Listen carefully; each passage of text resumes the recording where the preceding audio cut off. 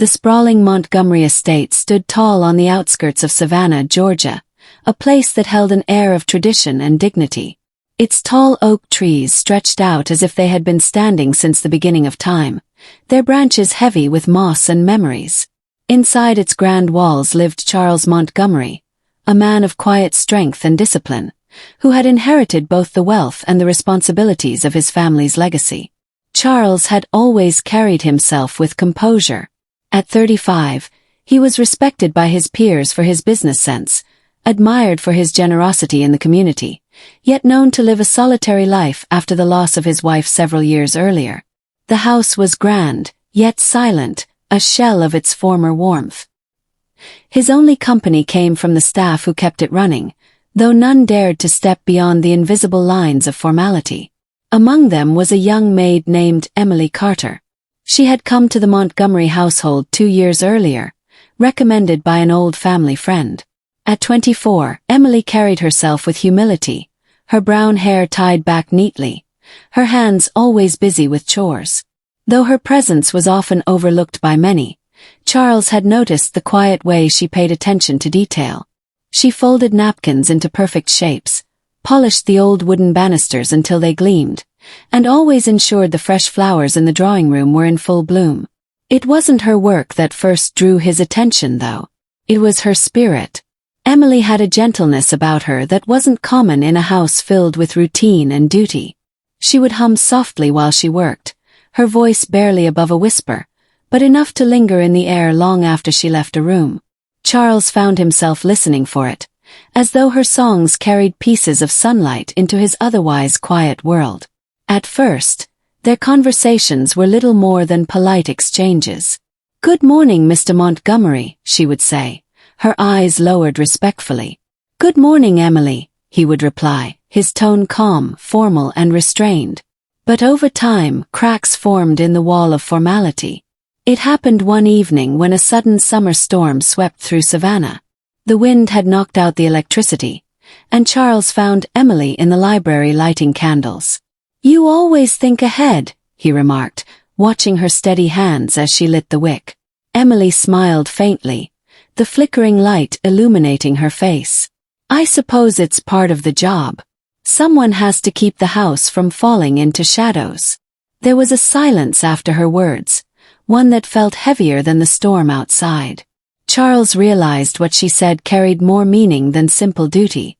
For the first time, he saw her not as just the maid, but as a person who brought light where darkness threatened to take over. From that night, something unspoken grew between them. He would find excuses to linger in rooms she was working in, asking questions he already knew the answers to just to hear her speak. She, in turn, noticed his gaze linger longer than necessary, his footsteps slower when she passed by. Yet both were cautious. The world they lived in did not allow such feelings to be voiced openly. He was her employer and she his maid. The line between them was as visible as it was impossible to ignore. One autumn afternoon, Emily was arranging flowers in the dining room when Charles walked in unexpectedly. She startled, nearly dropping the vase. He steadied it with his hand, their fingers brushing briefly. The touch was fleeting, but it was enough to make Emily's heart race. She quickly pulled back, embarrassed. "I'm sorry, Mr. Montgomery," she said softly. "There's no need to apologize," he replied, his voice lower, gentler than she had ever heard it. He looked at her for a long moment, as though searching her face for something he couldn't quite say aloud. Then he turned and walked away, leaving her with trembling hands and 1,000 questions. The days that followed were filled with moments like that. Stolen glances across the hall, conversations that lingered just a second too long, the kind of silences that said more than words ever could. Emily knew she was treading dangerous ground. Servants did not fall in love with masters, not without risking their livelihood, their reputation, and their hearts. But no matter how she tried to push it aside, her feelings grew deeper. It wasn't until winter that the truth finally slipped through the cracks. One evening, Charles found Emily in the garden, her breath visible in the cold air as she covered the roses from frost. He had been working late, but something pulled him outside. Watching her tend to the fragile blooms in the cold stirred something in him. "You take care of everything here as though it were your own," he said, his voice carrying through the night. Emily straightened, startled, then looked down at the flowers. "This house, it's more than walls and rooms. Feels alive. Someone has to protect it." Charles stepped closer, his eyes never leaving hers. "You've given this house something it lost a long time ago." Emily's heart raced. She wanted to ask what he meant, but the weight of his gaze made her forget her words. "Emily," he said almost in a whisper, "I don't know when it happened, but you've become more to me than I should admit." Her breath caught in her throat. She had imagined hearing those words in dreams she never dared to confess. "Mr. Montgomery." "Charles," he corrected softly. "To you I want to be Charles." The world seemed to still around them. The cold wind, the rustling branches, the distant call of an owl, all faded into the background. For the first time, the line between master and maid blurred. I don't know what to say," Emily whispered, her voice trembling. "You don't have to say anything," he said, his hand hovering as though he wanted to take hers but was afraid of crossing the final line. "I only need you to know that you matter to me." Tears welled in Emily's eyes, not from sadness but from the overwhelming weight of emotions she had tried so hard to bury. She wanted to tell him she felt the same, that every stolen glance and quiet moment had meant more than she could explain.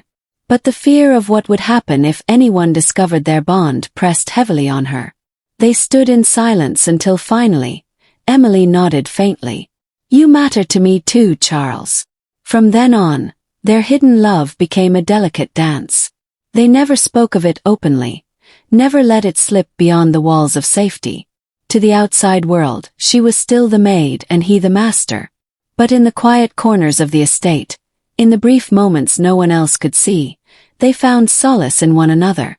A glance became a conversation, a brush of fingers became a confession, and silence became the language of their hearts. But hidden love is never without its burdens. Rumors began to stir among the staff, whispers of the master's lingering presence wherever Emily was. She could feel the weight of watchful eyes, the unspoken judgments that threatened to expose them. Charles too knew the risk. If word spread, it could destroy not only his reputation but her future. And yet, neither of them could step back. Love, once awakened, refuses to be silenced. One evening, as they stood in the quiet library, Charles looked at her with an intensity that made her heart ache. "I can't keep pretending, Emily," he admitted. "You are more than a passing thought. You are my heart. And if the world condemns me for it, so be it." Her eyes brimmed with tears.